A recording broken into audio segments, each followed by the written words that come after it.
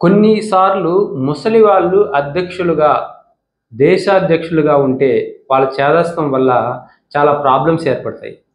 ఇది ట్రంప్ విషయంలో నిజమే అనిపిస్తుంది. ఇంతకుముందు 5 సంవత్సరాల క్రితం ట్రంప్ అధ్యక్షుడిగా ఉన్నాడు. కానీ ఇలాంటి విపరీత ధోరణుల్లో ప్రవర్తించేవాడు కాదు.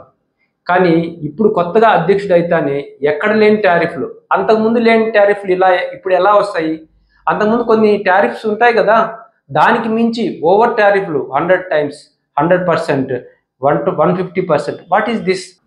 ఇట్లా విపరీత ధోరణులు ఒక వయసు పెరిగిన దానివల్ల చేదస్తం వల్ల వస్తుందా అనేది ఆలోచించాలి. ఎందుకు చేస్తున్నాడు అంటే ఆయన ఏదో చేయబోయి ఇంకా ప్రాబ్లమ్స్లోకి జారిపోతున్నాడు. అమెరికా అనేక ట్రిలియన్స్ అప్పుల్లో ఉంది.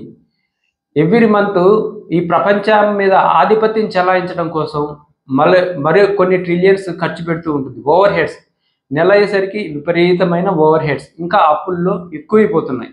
దీనిని ఓవర్కమ్ చేయడం కోసం ట్రంప్ ఈ టారిఫ్స్ అనే విధానాలను తీసుకొచ్చాడు. కొత్తగా దక్షిణాఫ్రికా అధ్యక్షుడు సిరిల్ రామపోసా వాళ్ళ వైట్ హౌస్కి వెళ్ళారు. ప్రెస్ మీట్లో కూర్చొని ఉన్నారు. అనుకోకుండా వాళ్ళ అజెండాలో లేని టాపిక్స్ని తీసుకొచ్చి దక్షిణాఫ్రికాలో తెల్లవాళ్ళను నల్లవాళ్ళు చంపేస్తున్నారు, దానికి అనేక ఆధారాలు ఉన్నాయి అని చెప్పి టాపిక్ మీడియా ముందు మాట్లాడాడు. ఆ అధ్యక్షుడు బిత్తరపోయి ఆశ్చర్యపోయాడు. ఏంటిది అని చెప్పి దానికి సమాధానంగా అతను అలాంటిది ఏం జరగడం లేదు, ఇవన్నీ ఫాల్స్ అలిగేషన్స్ అని చెప్పి తిప్పికొట్టాడు. అందరికీ తెలుసు, గత కొన్ని సంవత్సరాలుగా మనం చూస్తూనే ఉన్నాం, అమెరికాలో కూడా నల్ల వాళ్ళని తెల్లవాళ్ళు ఎలా అనగదొక్కేవారు, ఎలా చంపేసేవాళ్ళు, ఎన్నో వీడియోస్ కూడా మనకు సాక్ష్యాలు ఉన్నాయి. ఇలా ట్రంప్ చెప్పడం ఒక విడ్డూరంగా ఉంది.